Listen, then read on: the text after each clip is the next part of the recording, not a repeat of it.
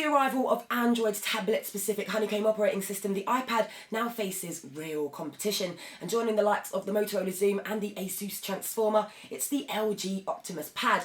Now, it's really important for tablets to have their own identity, to have something that will distinguish them from the competition.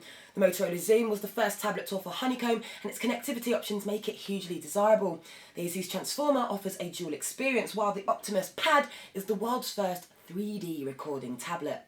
So it certainly offers a feature no other tablet can, but that doesn't necessarily make it more appealing.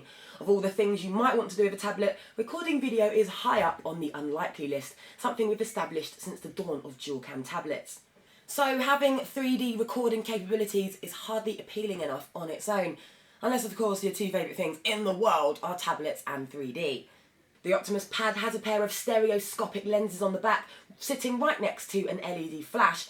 Now, they're not quite as far apart as the typical pair of human eyes, but there's enough separation to offer a reasonable amount of depth. Now, you can shoot in side-by-side mode, but you will need a 3D display to watch it back on, as it only rocks a standard 2D display. However, there's also an anaglyph 3D shooting mode, which processes the lenses with red and blue filters. That means you can watch your movies in 3D on the tablet with the supplied retrotastic glasses. Now, results aren't fantastic in either mode, but it's fun for a while, and given the prices of dedicated 3D cameras, at least it offers another way into the world of DIY 3D video. Whatever mode you choose to shoot in though, thankfully, you can switch it to the other.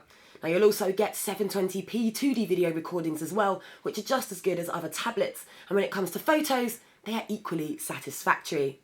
There's also a front-facing 3-megapixel camera too, which sits right next to a notification light which flashes when you have a new email, potentially a very useful feature or the most annoying. Now, otherwise, the Optimus Pad is a good tablet, but it's unremarkable. It's comfortable in the hand, it's not iPad thin, but it's well made, feels nice and solid, and it's not excessively bulky. You've probably noticed there's no buttons either, so it's a little strange the bezel is so wide, especially as it's not touch sensitive like the Playbook. And like Motorola, LG have chosen to leave Honeycomb untouched.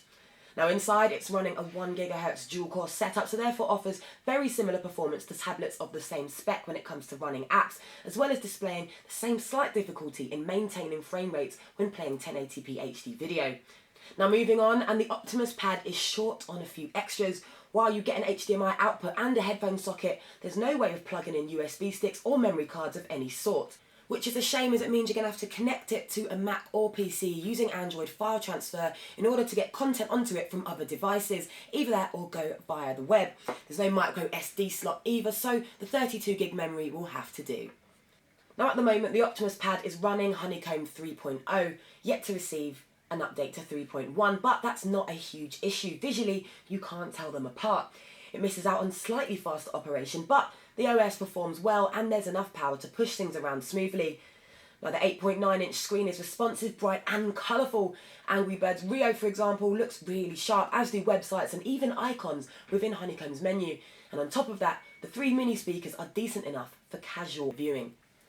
And that leads us nicely on to the price. It's £750. Yes, you do get a 3G modem for that money, so you can surf the web wherever you are, and there is of course the 3D video recording, but that's a serious amount of money to demand for a tablet.